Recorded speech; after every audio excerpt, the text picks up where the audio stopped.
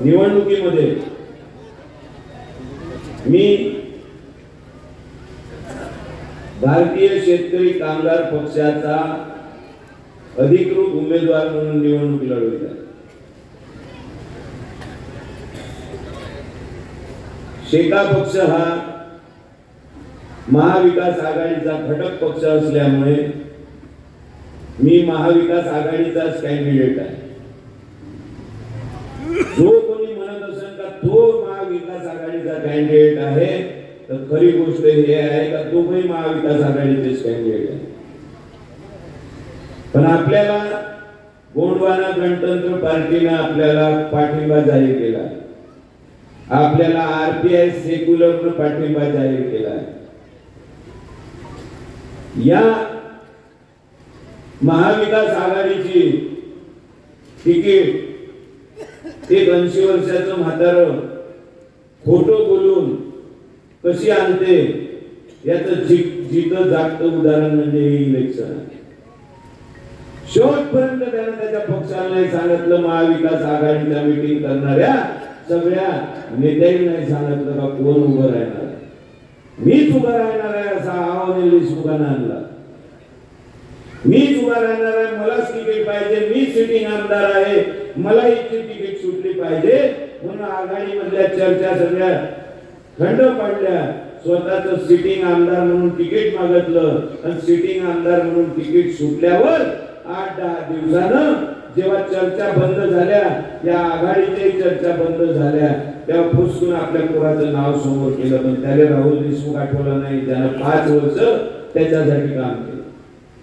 इमानदारीनं तो जेलमध्ये असेल तरी त्याच्या फरार पोटेच्या माग मोठ्या भावासारखा उभा राहिलो, त्याच्या संकटात त्याच्या सोबत उभा राहिलो।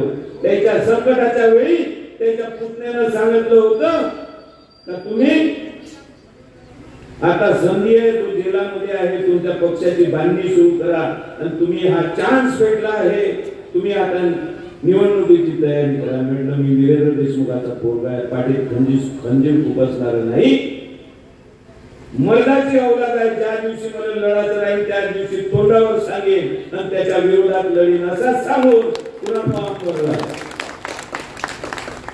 हे असं खोटं नाटक सांगणारे, खोटं नाटक राजकारण करणारे, ज्याचे 30 वर्ष खोटच बोलण्यात गेले आहे जनतेशी, ज्याने कोणतंच काम केलं नाही। दर इलेक्शन आलं का मी कारखाना उघडतो म्हटलं पण उघडलं नाही, कोणत्याही कामाचं आश्वासन दिलं पण ते केलं नाही। या क्षेत्रामध्ये एकही वास्तू अशी नाही का जे अनिल देशमुखांना केली म्हणून सांगता येईल, अनिल देशमुखाच्या प्रयत्नामुळे हे झालं बा असं सांगता येईल। एकही जण त्याचं नाव घेऊन नाही राहिलं। असे निकमने आपण 25-30 वर्ष निवडून काढले। वीरेंद्र देशमुखासारखा हिरा गमावून बसले तुम्ही, ज्याच्या नकाची सर सुद्धा राहुल देशमुख करत नाही। पण तुम्हाला एक सांगतो, तुम्ही हिरा गमावला आहे आणि त्याची सर वीरेंद्र देशमुखाची त्याचं पोरगच करू शकत नाही, त्याला तुम्ही आमदार करणार आहे। हे पत्थरावरची लकीर आहे, आपण निवडून येणार आहे। हे गाव खेड्यामध्ये वातावरण आहे, बदल या जनतेला पाहिजे आहे। 30 वर्षापासून ज्याला भाजला पापड मोडला नाही तो निवडून देणार नाही आहे आणि ठाकूर तर पाहिजेच नाही आहे। भाजपच्या विरुद्ध लाट आहे। भाजप हे सरकार शेतकऱ्यांच्या विरोधी धोरण राबवणारं सरकार आहे, हे जातीपातीमध्ये भांडण लावणारं सरकार आहे, हे धर्मामध्ये भांडण लावणारं सरकार आहे, हे मंदिर मस्जिदचे झगडे करणारं सरकार आहे। याने मूलभूत प्रश्नापासून लोकांना दूर ठेवून याने आपल्या भावना फडकवून त्याचं मत मागणारं हे सरकार आहे। हे सरकार कास्तकारांचं वाली नाही आहे। सरकारमध्ये सोयाबीन आज 2700-2200 रुपयानं खपून राहिली आहे, भाड झोपून राहिलं हे सरकार। जो फडणवीस जेव्हा सत्ता नव्हती तेव्हा 7,000 रुपये सोयाबीनचा भाव दे म्हणत होतं, ते सरकार आज सत्तेमध्ये आहे। त्या सरकारनं आज 20-22 लाख गाठी आयात केल्या कापसाच्या, म्हणजे तुमचा कापूस आता निघणार आहे आणि त्या निघायच्या आधीच त्या कापसाचे भाव पडण्याचा बंदोबस्त या सरकारने केला आहे। हे शेतकऱ्याचे वाली नाही आहे आणि याला निवडून नाही द्यायचं आहे। हे वातावरण पूर्ण महाराष्ट्रामध्ये आहे, तसंच हे पूर्ण वातावरण या काटोलमध्ये सुद्धा आहे, या काटोलच्या विधानसभा क्षेत्रामध्ये सुद्धा आहे. म्हणून चोट्ट असेल का 30 वर्षाचं निगमनाचं पोट्ट असेल, लोक निवडून देणार नाही. या तिसरा पर्याय पाहून राहिले. तिसरा पर्याय म्हणजे नवीन चेहरा पाहिजे. नवीन चेहरा म्हणजे शिलाई मशीन नाही, तो कोणाचीच फाटली नाही शिवासाठी. नवीन चेहरा म्हणजे काम करणारा चेहरा पाहिजे. आमदार नसलो तरी आमदाराच्या एवढे काम करतो मी, जे आमदारानं काम करायला पाहिजे ते काम करतो मी. मला अधिकारी घाबरते तर तुमची साथ आहे म्हणून घाबरते, मी इमानदार आहे म्हणून घाबरते.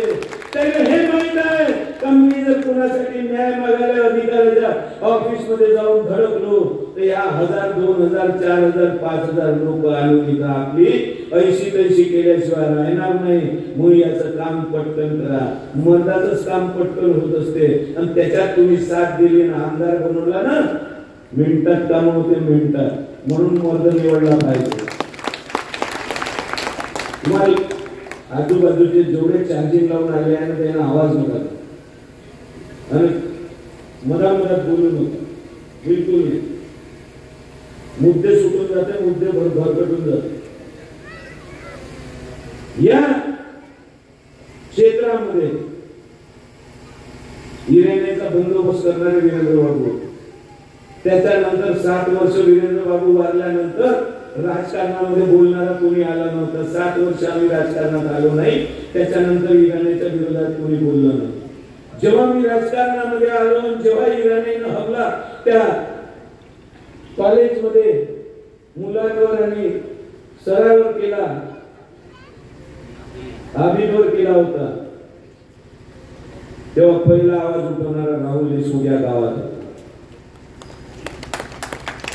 तुम्ही सांगितलं आपल्या रेकॉर्डिंग मध्ये, आपल्या इंटरव्ह्यू मध्ये, तर राहुल देशमुख फक्त इराणी विरुद्ध नाही, राहुल देशमुख जे इराणी गुंड आहे त्याच्या विरोधात आहे. राहुल देशमुखच्या इराणीचे 2 नंबरचे धंदे आहेत त्याच्या विरोधात आहे. मन जर आमदार केला, साऱ्यात पहिले जे गुंड ज्याच्यावर केसेस जास्त आहे ते इराणी असो का अजून कोणी असो, त्याने तडीपार केल्याशिवाय राहुल देशमुख राहणार नाही. फालतू खोटा नाटा प्रचार करायची गरज नाही. भाईच मर्दाची औलाद असेल तर तुम्ही समोर यायला पाहिजे होतं. या गावात कोणावर काही अन्याय झाला तरी होत नाही. एक काळ होता या पेठ बुधवारची जनता एकत्र होत होती, कोणाच गुंडाचं इथं चालत नव्हतं. स्टेशनावर जरी कोणी मारलं तरी पुरं पेठ बुधवार जाऊन पडत होतं. पण आज एका सभापतीने नगरपालिकेच्या इराणी खुंते आणि त्याचा सत्ताधारी तो नेता त्याचं समेट घडवून आणते, तर त्याच्यासाठी न्याय द्यासाठी त्याची रिपोर्ट सुद्धा दाखल होऊ देत नाही. हे इराण्याचा पुरता आणणारे हे स्टेशनावरचे चोट्टे आणि त्याचा पुरता आणून इराण्याला डोक्यावर बसवणारे, त्याच्यासोबत पोलिसांची साठगाठ घालून देणारे हे स्टेशनावरचे चोट्टे. आणि पोलीस त्याच्या बाजूने आहे म्हणून त्याचे 2 नंबरचे धंदे चालते, म्हणून या गावामध्ये चरस अफीम गांजा मिळते, म्हणून कोणाच्या पोरीवर बलात्कार होते, कोणाच्या पोरीची लाश रेल्वे स्टेशनवर पडली राहते. हे माजवले आहे, हे सारे सत्ताधाऱ्यांना माजवले आहे. पण या पेठ बुधवारवर एवढी मोठं संकट आलं असताना पेठ बुधवारवरून येत नाही आला ना, गावातून आला आवाज उचलासाठी तर फक्त राहुल देशमुख.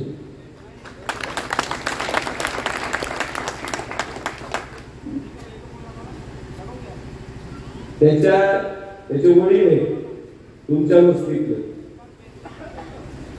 या वडिलांना आणि त्या आईनं जर शंका व्यक्त केली का हिच्यावर अत्याचार झालेला आहे, हिचा खून झालेला आहे, आमच्यावर अन्याय होऊन राहिला आहे, याचा अन्यायाचं निवारण करण्यासाठी, त्याला जाब विचारण्यासाठी तुम्ही आमच्या सोबत चाला, तर मी गुन्हा केला.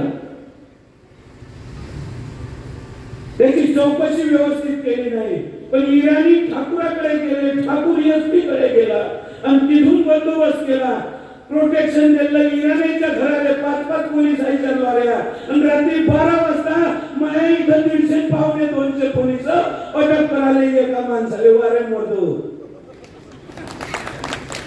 नाही हिंमत झाली इमानदार माणसाच्या पालावर हात टाकायची, हाकलून लावले. रात्री सकाळी या म्हटलं, सकाळी देतो अटक. जे 2 घंटे मी अटकेत होतो बेल भेटेपर्यंत या गावातले सारे दुकानं बंद झाले, आपोआप कोण नाही गेले आणि 10,000 जवळपास लोक रस्त्यावर उतरले. मग ते चिखली आले तिकडून नागपुरातून विमानाने हुशारी मारासाठी. आपले आमदार मार्ग फ्लॅक्स मारून राहिले होते अंदर जाणे बाहेर येणे, आणि ते आता भाषणामध्ये सांगून राहिले त्या या महाजनच्या पोरीचं जे प्रकरण झालं त्या प्रकरणामध्ये राहुल देशमुखला जी अटक झाली आणि तिथं पोलीस नव्हतं, मी पॉप्युलर असल्यामुळे मी तिथे गेलो आणि हजारोच्या संख्येने लोक तिथे आले. अबे तर तू जेलात गेला होता तेव्हा कोण आले? राहुल देशमुख जेलात गेला तेव्हा कोण आले? सुनील केदार जेलात गेला किती लोक रस्त्यावर आले? तुम्ही भ्रष्टाचार करा, तुम्ही पैसे खा, तुम्ही जेलात जा, कोण येणार आहे तुमच्यासाठी? या दुसऱ्याच्या पोरीचा जीव वाचवासाठी, दुसऱ्याच्या पोरीला न्याय मागासाठी लोकांनी विचार केला का हे आज महाजनची पोरगी संकटात सापडली, उद्या तुमची आमची कोणाची सापडली असती आणि सापडून असे जग माजून गेले. हे सत्ताधाऱ्याच्या आशीर्वादामुळे, पोलिसांच्या आशीर्वादामुळे, 2 नंबरच्या कमाईमुळे हे तुमची आमची पोरगी कोणावरही हात टाकत आणि तो माणूस गावातून एकटा जर न्याय मागण्यासाठी आपल्या पोरीसाठी रस्त्यावर उतरत असत आणि त्याला या पद्धतीने पोलीसवाले जर अटक करत असत, त्या पोलिसांचा निषेध म्हणून या गावातले सगळे दुकानं बंद करतो असा व्यापारी संघाने निर्णय घेतला आणि रस्त्यावर जनता येऊन उभी राहिली. तेव्हा याची फाटली, तेव्हा बेल झाली म्हणून याने घाईनं पेश केले. नाही तर हे मला रात्रभर सेंट्रल जेलमध्ये ठेवण्याच्या तयारीत होते आणि हे येणारे तुम्हाला प्रचार सांगायला, प्रचार करायला का आम्हाला मत द्या म्हणून. माझ्या मुलीचा ज्यावेळेला मोठं झाला, मुलीवर टाकलं तेव्हा माझ्या कुटुंबातले माझे मोठे भाऊ, माझ्या मुलीचे मोठे वडील आणि मोठी आई, माझी वहिनी, माझ्या आईसारखी आहे, हे सुद्धा आमच्या विरोधात बोलायला लागली की चरण ठाकूर तुम्हाला कशी मदत करेल, तिला न्यायचे 250 वर्ष लागतील का ते, असे बोलायला लागले. जेव्हा ते कुटुंबाचे नाही झाले तर समाजाचे होतील का हे मला जेव्हा माझी मुलगी त्यांची मुलगी नाही का एवढंच लोक आणि माझी शब्द होते. हे अशा पद्धतीचे राजकारण आहे, मताचं राजकारण करणार. आम्ही कधीच मताचं राजकारण नाही केलं. आम्हाला फायदा होते का नुकसान होते याचा विचार आम्ही करत नाही. जे लढाई द्यायची आहे जेव्हा पूर्ण सोडली असेल, पोलिसांना कारवाई केली नसेल तरच आम्ही जाऊन पडलो. पोलिसांनी उचित कारवाई केली असेल तर आम्ही पोलिसांनी बोलत नाही. पण काही करून त्याच्या विरोधात बोला म्हणणारे हे लक्षात ठेवा. जे सांगून राहिले का 5 वर्षापासून 6 वर्षापासून राहुल देशमुखांना मोर्चा नाही काढला, तर तुम्हाला माहितीसाठी सांगतो का आम्ही अनिल देशमुख निवडून आला होता. आम्ही मोर्चामध्ये होतो, महाविकास आघाडीमध्ये होतो, अनिल देशमुखाचं सरकार होतं, सरकारचं पार्ट आम्ही होतो. त्या सरकारच्या विरोधात आम्ही कसा प्रश्न उचलणार आहे? जे सरकार आमच्या हिशोबाने चालत होतं, आमच्या हिशोबाने काम होत होते, म्हणजे शेतकऱ्यासंबंधी बाकीच्या प्रश्नासंबंधी. पर्सनल आपले काम नाही, पर्सनल आपले तर केलेच नाही. अनिल देशमुखांनी सांगितलं होतं स्टेजवरून का मला निवडून द्या, 3 महिन्यात मी ठाकूर अंदर टाकीन. ह्यात चालला गेला तर यायलाच नाही समजलं तेव्हा गेला. हे असे खोटं बोलणारे हे असे सत्ताधारी तुम्हाला मत मागायला येणार. त्या सांगून राहिला अनिल देशमुखला आज नाही वाटत गेले 80 वर्षाचा झाला, 30 वर्ष खोटं बोलण्यात त्याचं आयुष्य गेलं. आता तिथं नरपेटच्या सभेत सांगून राहिला होता का भाजपकडून पैसे देऊन उभा झाला राहुल देशमुख, आणि दुसऱ्याच सभेत काय सांगते भाजपले त्याग झाला आणि तू रोज रात्री त्याग मारतो हे सांगलं म्हणा लोकांनी. तर तू किती गुणी आहे, तर तो पोट किती गुणी कुणी आहे ते सांग. हे काम झाल्यावर कामापुरता मामा म्हणते तसे वापरणारे आहे. काम करून घेतलं पुन्हा विचारलं नाही. त्या आरगोडेवर काय पिकली काय नाही झालं त्याचं प्रकरण मांडणारा मी, त्याचे प्रश्न सांगणारा मी, चौकशी लावतो म्हणून शरद पवारांना शब्द दिला. शरद पवार साहेबांना आपला शब्द पाळला आणि शरद पवारला वाटलं का आपण काय एवढ्या चिल्लर काम यालेच करून टाका मग गृहमंत्री. त्याला का माहिती आहे पाहिल्या गृहमंत्री उमेदवार लायकीचा नाही आहे. हे गृहमंत्री केला पण एकही दिवस या स्वतः जिल्हा जायपर्यंत सरकारपर्यंत एकही दिवस म्हटलं नाही अंगर त्या आरगोडे अंगर त्याचे कागद बसू आपण चर्चा करू, डिपार्टमेंटचे लोक बोलावतो, काय काय करायला लागते बंदोबस्त ते करतो आणि त्या ठाकूराला अंदर टाकतो. अंगर डिस्क्वालिफिकेशनची ठाकूराची केस वर्षभर यानं शब्द नाही काढला. ह्या हात पुढे घेण्यात मस्त होता आणि आपल्या मोज मस्तीत मस्त होता. एक वेळा याचं काम झालं का ह्यातून कोणी कोणाकडे पाहत नाही म्हणून लोक याच्यावर नाराज आहे, लोकांचे काम करत नाही. हा अनुभव मी स्वतः घेतला.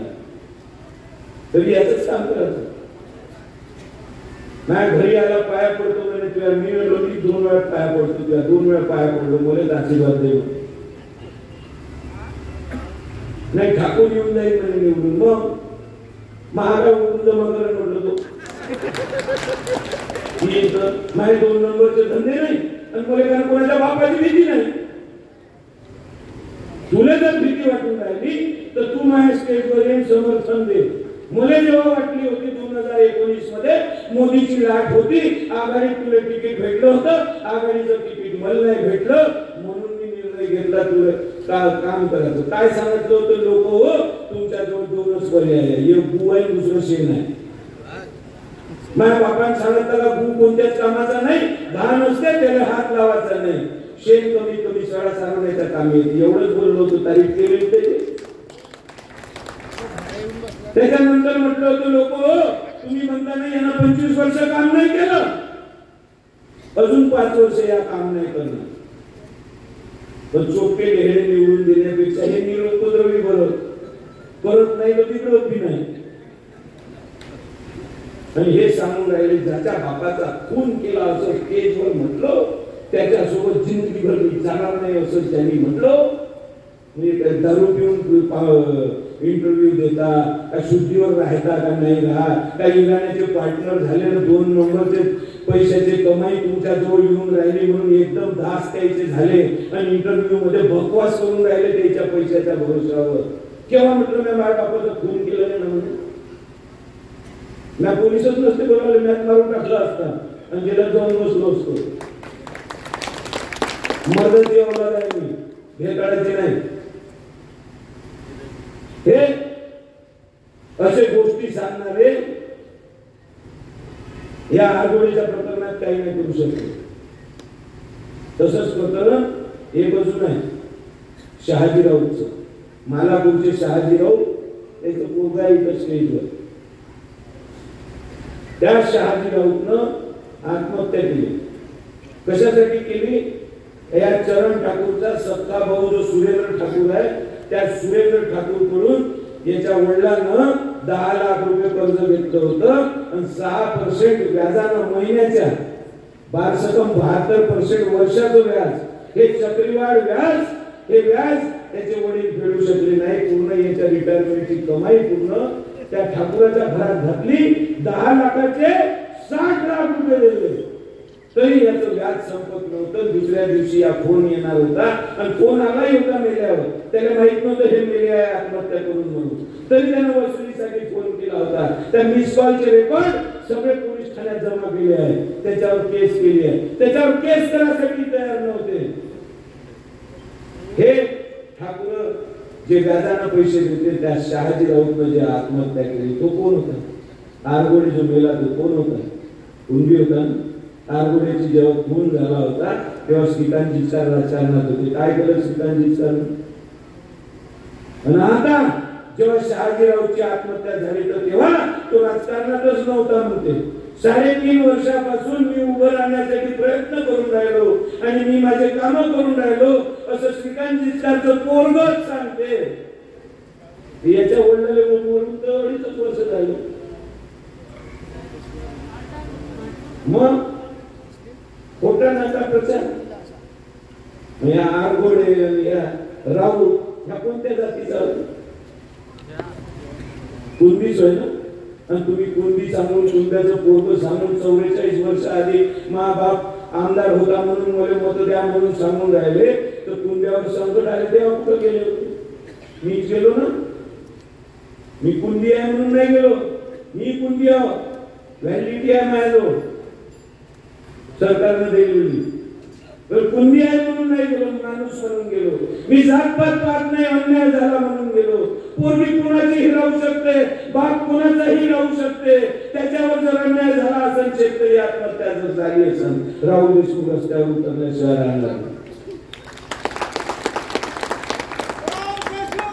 हे जातीपातीचं राजकारण करणारे थर्ड क्लास माणसं राजकारणात आहे. वीरेंद्र देशमुखाच्या सोबतचे सगळे असणारे श्रीकांत जिचकार असो, अनिल देशमुख असो, रणजित बाबू असो, का अजून कोणी मोठे नेते असो, सारेने स्वतःचे कॉलेज उघडले आहे, स्वतःच्या शाळा उघडल्या आहेत, स्वतःच्या उत्पन्नाचे साधन तयार केले आहे. वीरेंद्र बाबून 3 शाळा नगरपालिकेच्या होत्या, सत्ता हातामध्ये आली, 25 वर्ष सत्ता भोगली, पण स्वतःची शाळा स्वतःची संस्था उघडली नाही. नोकरी देऊन त्या मास्तराईपासून मलिदा खाल्ला नाही आणि ऍडमिशनचं डोनेशनच्या रूपात पैसे घेऊन पैसे खाल्ले नाही. हे काम फक्त वीरेंद्र बाबू देशमुखांना केलं. 3-13 शाळा या गावामध्ये निर्माण केल्या आणि इंग्रजी मीडियमची कॉन्व्हेंट इथं उघडली, तर जेणेकरून गरीबाचं पोरग सुद्धा इंग्लिश मीडियम मध्ये शिकलं पाहिजे. आणि त्याच्यानंतर माझी सत्ता आली. माझ्या सत्तेमध्ये 11वी 12वीचं ज्युनियर कॉलेज मी उघडून दाखवलं आणि 4, 4.25, 4.5 हजारामध्ये या ज्युनियर कॉलेजमध्ये शिक्षण उपलब्ध मी करून दिलं गरिबाईसाठी. केलं काय यायनं स्वतःच्या दुकानदाऱ्या उघडल्या. म्हणून तुम्ही तुलना ठाकूराशी नका करू, त्यांना संस्था नाही उघडली म्हणून. त्यांना संस्था उघडली आहे ठाकूर कन्स्ट्रक्शन कंपनी. कोणताही ठेका तिथंच, कोणताही मलिदा तिथंच. तिथून जो मलिदा खाल्ला, जो ठेकाचे पैसे आले, तिथून जे पर्सेंटेज खाल्लं ते सारं त्या कंपनीमध्ये. याच्या कंप्लेंटा पडल्या एसीबी कडे. डायरेक्ट कन्स्ट्रक्शन कंपनीमध्ये ठेकेदाराने पैसे ट्रान्सफर केले आहे. सरकार इन्क्वायरी करत नाही, कारण हे सध्या त्या पक्षात घुसले आहे. कोणता पक्ष नाही सोडलाय? सारे पक्ष आटोपले आहेत. काँग्रेसची सत्ता होती तेव्हा काँग्रेसमध्ये, राष्ट्रवादीची सत्ता होती तेव्हा राष्ट्रवादीमध्ये, रिडालोस मध्ये सुद्धा हे एकदा उभा होता. आणि मधात कोणाची सत्ता नव्हती. लालू प्रसाद यादव रेल मंत्री होता, रेल्वेचा याचा लहानपणीचा संबंध होता म्हणून या कमिटीने घोषणा होता. हे तत्वहीन राजकारण करणारे आज सांगन का मेरे को आमदार बनाओ, मैं आमदार बनने के बाद, सत्ता मिलने के बाद बहुत विकास करूंगा. अबे तू गेल्या 20-25 वर्षापासून सत्तेसोबतच आहे, सत्तेतच आहे.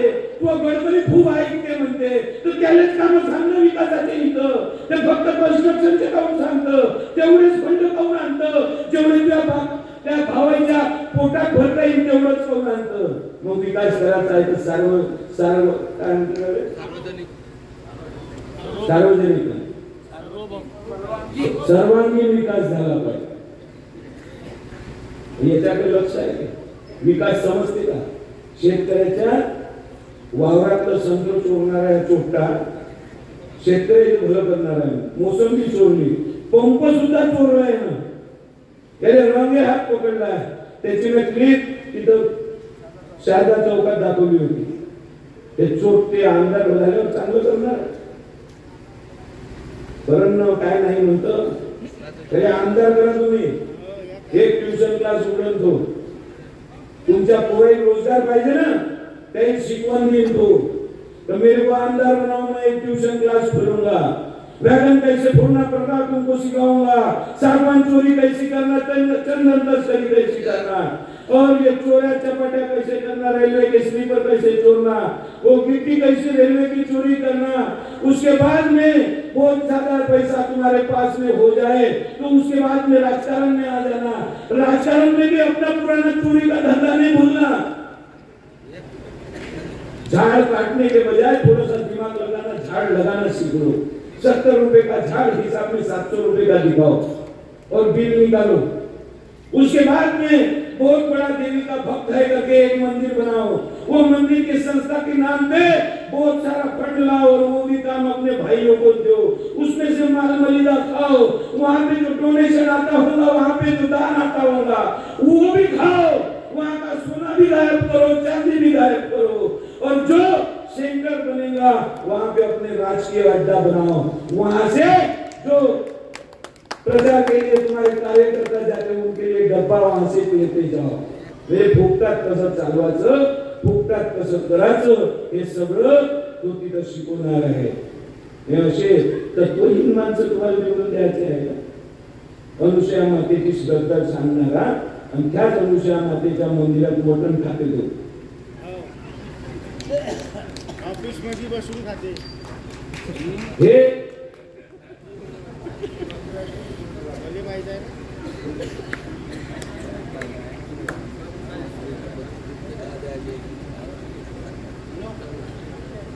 हे असे दिशाहीन राजकारण करणारे पाहिजे।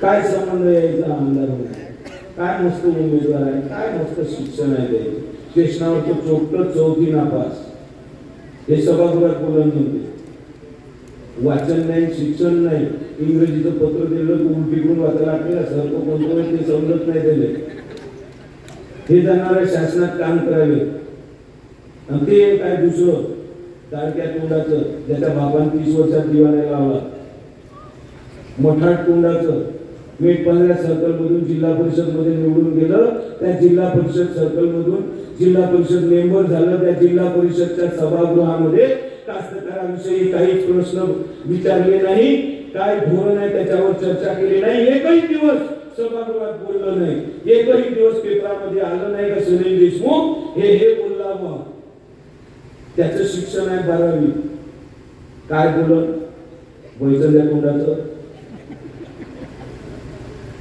फक्त मोठ्या बापाचं पोट आहे, 2 नंबरचे पैसे त्याच्या जवळ आहे, 2 नंबरचे पैसे त्याने भरपूर कमावले आहे, पैसा त्याच्या जवळ आहे, मंत्र्याचं पोट आहे म्हणून उभं राहायचं, निवडून जायचं, मी एलएलबी पैसे खात नाही, तुमच्या आमच्या कामासाठी रस्त्यावर उतरतो, दिनदलितांचं राजकारण लढे असो का आदिवासीचे लढे असो, का शेतकऱ्यांचे लढे असो का गरिबांचे लढे असो, का टपरीवाल्याचा लढा असो का व्यापाऱ्याचा लढा असो, का शिक्षकांचा असो का कर्मचाऱ्याचा असो, साऱ्याचे लढे आम्ही लढायचे, आम्हाला भाषण करता येते, आम्हाला मुद्दे मांडता येते, आम्हाला सभागृहातले नियम समजते, सभागृहामध्ये बोलता येते, सभागृहामध्ये तुमचे प्रश्न मांडता येते आणि तुमचे प्रश्न सोडवता येते, आम्ही उभं नाही राहतो, आम्ही मतदान नाही मागायचं।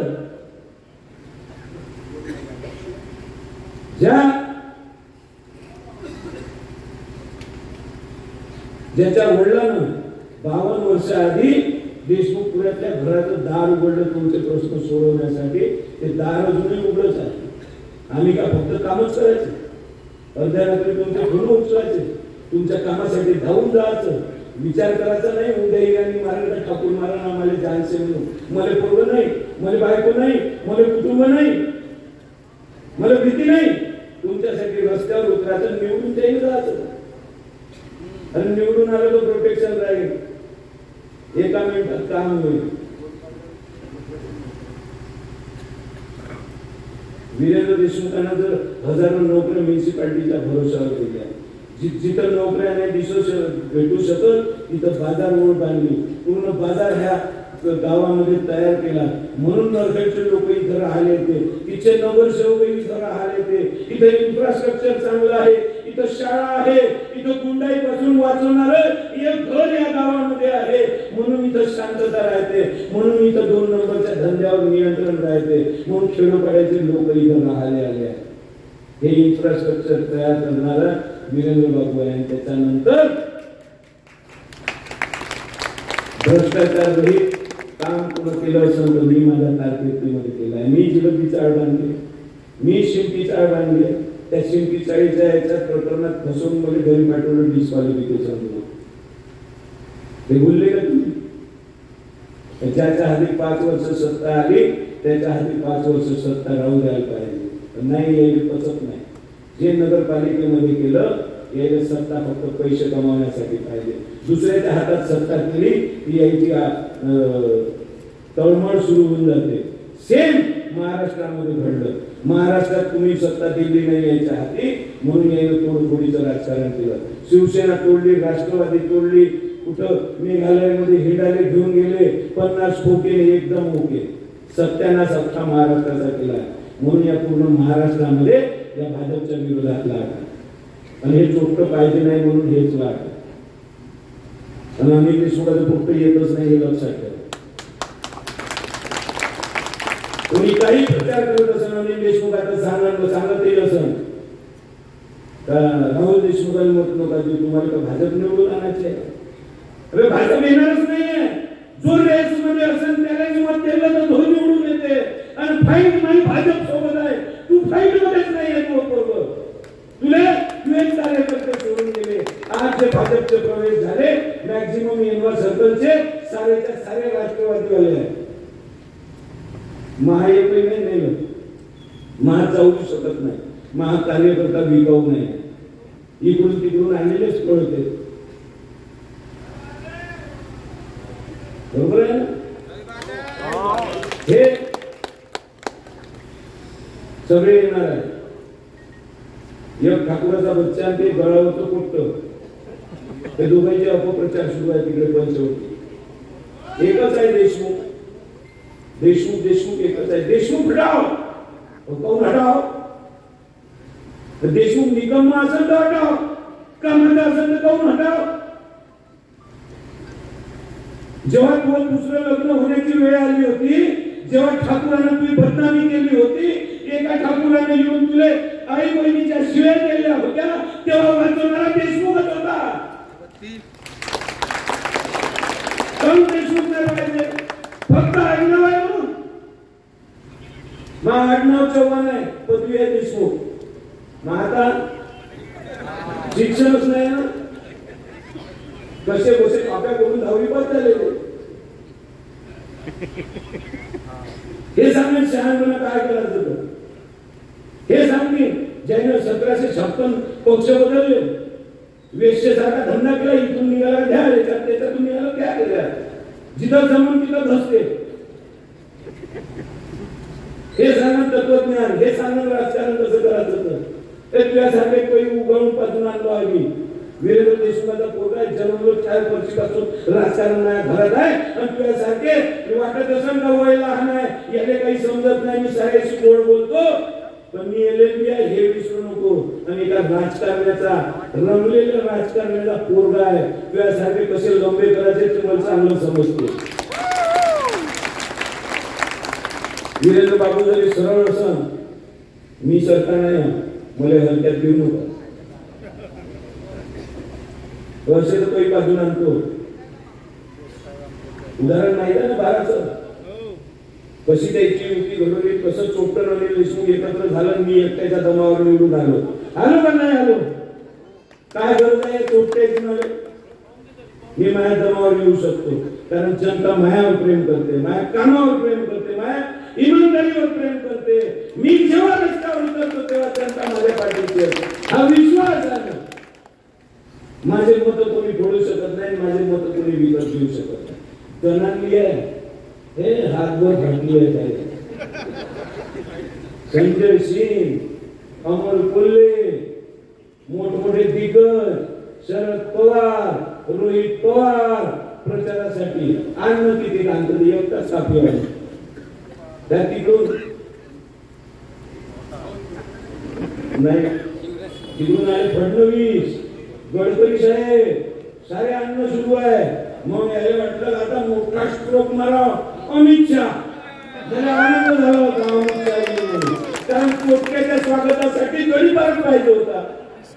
तर त्याने आयबीची रिपोर्ट केली, इन्व्हेस्टिगेशन ब्युरोची रिपोर्ट केली असं म्हणते ना. ते पोस्ट वाचली तर त्याने सांगितलं का तुम्ही काटोला आणि सावनेर मध्ये जाऊ नका, कारण दोन्ही सीटा भाजपच्या पडणार आहे. म्हणून अमित शहा डायरेक्ट दिल्लीला गेला आणि हे एमपीचं सॅम्पल आणून इथं भाषण केलं. लाडकी बहिणावाला खोटं बोलणार, इलेक्शन मध्ये खोटं बोलला, लाडली बहिणाचे पैसे दिले आणि इलेक्शन झाल्याबरोबर याची माणसं निवडून आल्याबरोबर लाडली बहिणा योजना बंद करून टाकली. हेच चुट्या बनवायचं कारस्थान आता मांडलं. इथं त्याचं मराठी ट्रान्सलेशन केलं, लाडकी बहीण आणि तो झाला देवा भाऊ. त्याच्या हाताला घास टाकत जा कहू.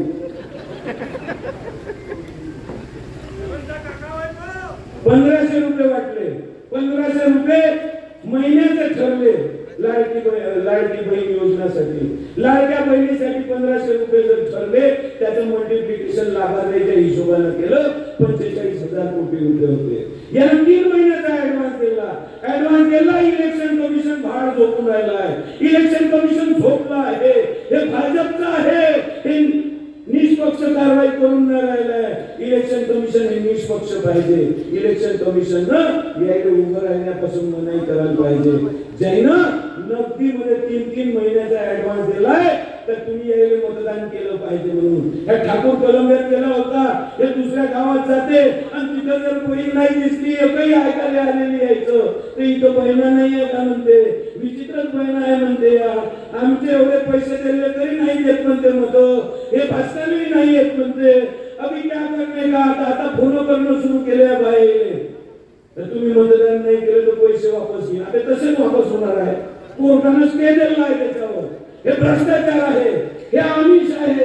हे आमिष तुम्ही इलेक्शनच्या आधी देऊन राहिले म्हणून कोर्टाने त्याच्यावर स्टे दिला आहे. याची एन्क्वायरी होणार आहे. जो लाभार्थी आहे, जो गरजू लाभार्थी आहे, त्याच्यापर्यंत योजना पोहोचलेली नाही आहे. मिडिल क्लासच्या घरात 1-1, 4-4, 3-3 बाहेर ते योजनेचे लाभ भेटून राहिले आहे आणि त्याची वसुली होणार आहे. हे काही खोटे सांगत असन त्याने बळी पडू नका. जे नियमानं असते, जे कायद्यानं असते, ते नियमानं कायद्यानं चालते. स्टे आणणारे हेच आहे, योजना देणारे हेच आहे. हे सांगणार आहे तुम्हाला लाडली बहिणा. लाडली बहिणाचे 1.5 लाख कोटी रुपये यानं तिजोरीतून खाली करण्यात तुम्हाला ऍडव्हान्स देऊन दिला. हे निवडून आले पाहिजे म्हणून. तुम्हाला तुमचा इतिहास आहे. पैसे घेतला त्याचं होत नाही परत तुम्ही. आणि हे 1.5 लाख कोटी रुपये यायला आमिष देण्यासाठी, मतदानासाठी यायचा जो पैसे होते, पण कास्तकाराचं कर्ज माफ करण्यासाठी पैसे नव्हते, सोयाबीनला रास्त भाव देण्यासाठी पैसे नव्हते. मेरे को आमदार बनाओ, मैं कास्तकारों का भला करूंगा म्हणते. एमएसपी प्रमाणे तिथं खरेदी करत नाही. या चोपटा तिथं सभापती आहे कृषी उत्पन्न बाजार मंडीमध्ये, एमएसपी चा बोर्ड लावत नाही, एमएसपी प्रमाणे खरेदी करत नाही. म्हणजे या कास्तकाराचा वाली नाही, या कास्तकाराला मारक आहे, व्यापाऱ्याच्या बाजूने आहे. व्यापाऱ्याचा माल शेड मध्ये असते आणि कास्तकाराचा माल शेडच्या बाहेर असते. कास्तकार शेड बांधू शकत नाही म्हणून ते एपीएमसी चे शेड हे कास्तकारासाठी असते. कास्तकाराचा माल हा शेड मध्ये उतरला पाहिजे. व्यापारी दुकानं घेईल, व्यापारी गोडाऊन घेईल, विकत घेईल, नाही तर भाड्यानं घेईल, ते तिथं ठेवून ते त्याच्यावर पैसा कमावणार आहे. कास्तकार पैसा कमावणार नाही आहे. त्याचा मोबदला पाहिजे, एमएसपी प्रमाणे दर मिळाला पाहिजे, एवढीच त्याची मागणी आहे. ते सुद्धा ह्या तिथं इतकुशा सत्तेमध्ये पूर्ण करत नाही. हा अंदाज झाल्यावर करणार आहे. मार कॉम्प्लेक्स बांधलं तिथं, मार दुकानं बांधले तिथं. मला तर आश्चर्य वाटते. वीरेंद्र बाबूनं आयुष्यभर त्या काकाजीचा विरोध केला, त्याने केला. वीरेंद्र बाबूचा काही तात्विक विरोध होता, पण त्याने जेव्हा केव्हा कॉम्प्लेक्स बांधलं असेल तर ते व्यापाऱ्याने कोणाला अडत्या दलालाने भाड्यानं केलं आहे. ते उत्पन्नाचं साधन नाही आहे. ते व्यापाऱ्याने तिच्या दलालाला भाड्यानंच द्यायला पाहिजे होतं, नॉमिनल डिपॉझिट घेऊन. हे विकायला काढलं, कायच्यासाठी काढलं? कमाई. डोळा मारला त्या लिलाव बंद, वरती इकडे, बाकीचं तिकडे. हे धंदे करायसाठी लिलाव पाहिजे. 3 कोटीचं कॉम्प्लेक्स बांधलं, 12 कोटी वसूल करण्याची तयारी आहे. कशासाठी आहे? 9 कोटी जे वाचणार आहे त्याच्यामध्ये नवीन बांधकाम करायचं, त्याचा ठेका आपल्या भावाला द्यायचा. भावाला नाही दिला तर भावाच्या मित्राच्या एका संस्थेच्या नावावर ठेका घ्यायचा, मलिदा खायचा. म्हणून हे गरीबाचे वाली नाही, हे व्यापाऱ्याचे वाली नाही, हे अडत्याचे वाली नाही, हे दलालाचे वाली नाही. हे त्याला भाड्यानं दुकान कधीच देणार नाही, कारण याचा मलिदा खाणं बंद होईल म्हणून. द्यायचं निवडून सांगू तू हे असे नवटे नालायक इथं उभे आहेत. बॅनर नाही लागून राहिले होते, त्याग झाला का? अरे वर्गणी जशी येते तसे बॅनर लावतो. बाकीचं दिसत नाही का तुम्हाला? कोणत्या अडचणीतून गेलो आहे मी? माझा सगळा व्यवहार, माझं सगळं नियोजन पाहणारा माझा मित्र गजवासेवाला आज माझ्या सोबत नाही आहे. याच्यानंतर ज्या गाव खेड्यामध्ये पूर्ण बॅनर लावणारा योगेश विखे माझा लहान भावासारखा तो माझ्यासोबत नाही आहे. माझ्यासोबत प्रचार करणारा बालुबा सेवा माझ्यासोबत नाही. माझ्यासोबत प्रचार करणारा सावरगाव सर्कल पाहणारा पवन रेवतकर आज माझ्यासोबत नाही. माझा त्या केवळ पिपळ्यापर्यंत टोकापर्यंत काम पाहणारा सहदेव वैद्य महिनाभर आधी मिळालेला आहे. या सगळे बॅनर, पोस्टर, लिखाई पढाई, पॅम्पलेट लिहिणे वगैरे लिखापडीचं काम करणारे नानाजी आज माझ्या सोबत नाहीये. हे मला सांभाळायला लागते. आणि जे चिन्ह भेटलं, ज्याला सगळ्यात जास्त आनंद झाला असता ते नतूक आता आज माझ्या सोबत नाही. अजूनही म्हणून मित्र तोही नाहीये. माझ्या अडचणी पाहत नाही का? सारे एकट्यावर येऊन पडला. या अडचणीतून मी चाललो. या सगळ्या अडचणी मी भोगून राहिलो. पण रोज आठवण येते. काय सांगते लेडे पैसे देऊन बसते, स्वतः धंदे केले त्याला वाटतं हेही तसंच आहे. या सगळ्या गोष्टी आहेत. या सगळ्या गोष्टीमध्ये आपण जर मला साथ दिली ना, आपण जर मला आमदार बनवलं तर मी तुम्हाला काही वचन देतो. मी आमदार झाल्याबरोबर या क्षेत्रामधल्या सगळ्या अधिकाऱ्याची मीटिंग घेईन आणि एका दिवसात भ्रष्टाचार बंद करेन. या क्षेत्रातले 2 नंबरचे धंदे बंद करेन. जे घरकुल ग्रामीणसाठी ग्रामीणचे काही लोक असतात, ग्रामीणचे घरकुल 1,28,000 भेटते आणि शहरातल्या लोकांना 2,50,000 भेटते. हे तफावत काय? म्हणून याची चर्चा मी सभागृहात घडवून आणीन आणि त्या ग्रामीणच्या जनतेला सुद्धा न्याय देईन. उलट द्यायला जास्त पाहिजे, कारण सिमेंटचा मालक इथं राहायचे, दुकानदार इथं राहायचे. इथून सिमेंटचं ट्रान्सपोर्टेशन त्याच्या गावापर्यंत, विक्रीचं खरेदीचं ट्रान्सपोर्टेशन महाग पडते. त्याचं इन्व्हेस्टमेंट जास्त आहे इच्छापेक्षा. तर हे प्रश्न सोडवण्याचा प्रयत्न करीन. शेतकरी बांधवांना शेतमालावर प्रक्रिया करणारा एखादा कारखाना आणण्याचा प्रयत्न करीन, जेणेकरून त्या कारखान्यामध्ये इथला बेरोजगार कामाला लागला पाहिजे. या युवा लोकांच्या हाताला काम मिळालं पाहिजे, हा मी प्रयत्न करणार आहे. जंगली जनावरांचा बंदोबस्त करण्यासाठी सभागृहामध्ये भांडीन. मला माहित आहे बंदोबस्त कसा करायचा आहे. गडकरीचा बच्चा सांगते तुम्हाला कंपाऊंड करायला, मी सांगेन तू जंगलाले कंपाऊंड कर म्हणून. मी सांगेन का ट्रेन्स तिथं जंगलाले कर. ते प्रॉपर्टी तुझी आहे जंगल, तिथं चोरटेही गेले नाही पाहिजे सागवान चोराले, आणि प्राणी बाहेर नाही आला पाहिजे. याचा बंदोबस्त तुला केला पाहिजे आणि सरकारी पैशातून केला पाहिजे. हे प्रयत्न मी करेन. आणि जे काही फंडातून आणि बाकीच्या फंडातून जे काही ठेकेदार पद्धतीनं काम होते, त्या काम भ्रष्टाचार विरहित होणार आहे. कामाची क्वालिटी सुधारणार आहे. हे मी तुम्हाला वचन देतो.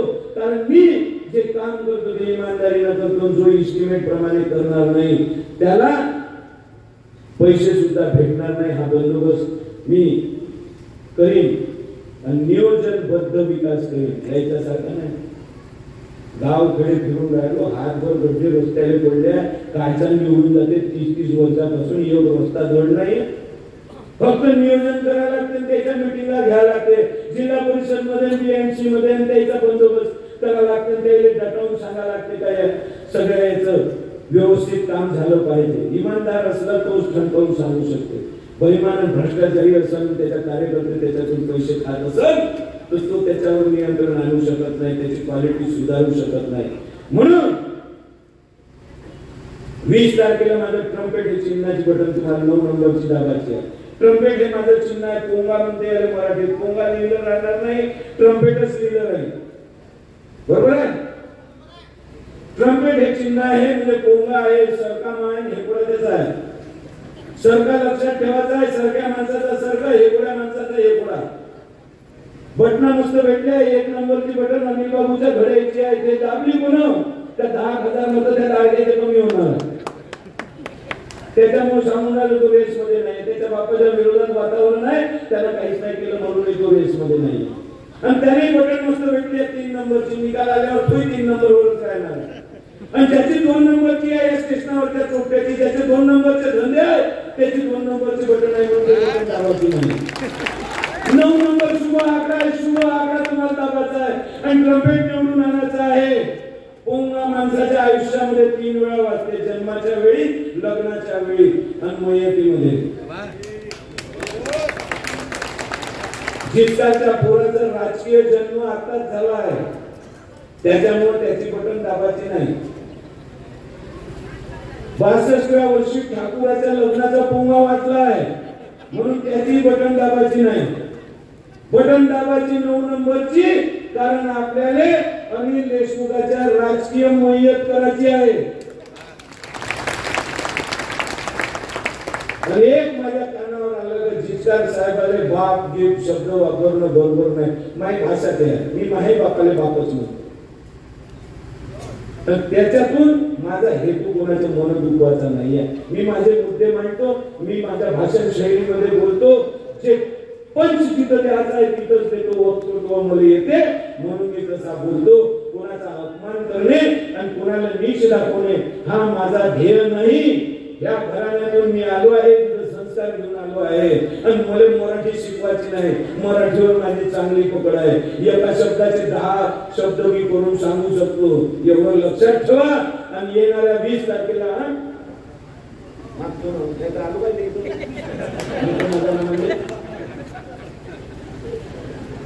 आणि तसंच हे पत्रक आलं आहे, संजय सूर्यवंशीवर अन्याय ठाकूरांना केला. हे पत्र व्यवस्थित वाचून घ्यायचं. येणाऱ्या 20 तारखेला 9 नंबरची ट्रम्पेट दाबा आणि मला प्रचंड बहुमताने निवडून द्या. हेच सगळीकडे वातावरण आहे म्हणून माझ्या सोबत तुम्ही एक सोय नारे लावा. जोराने आवाज गुंजला पाहिजे आणि स्टेशनावर फाटली पाहिजे.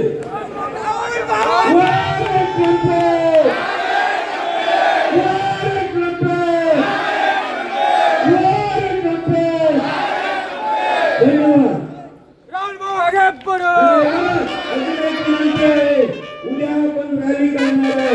त्या रॅलीमध्ये गावामध्ये जास्तीत जास्त लोक उपस्थित राहा एवढी विनंती करतो आणि 2 शब्द संपवतो. धन्यवाद.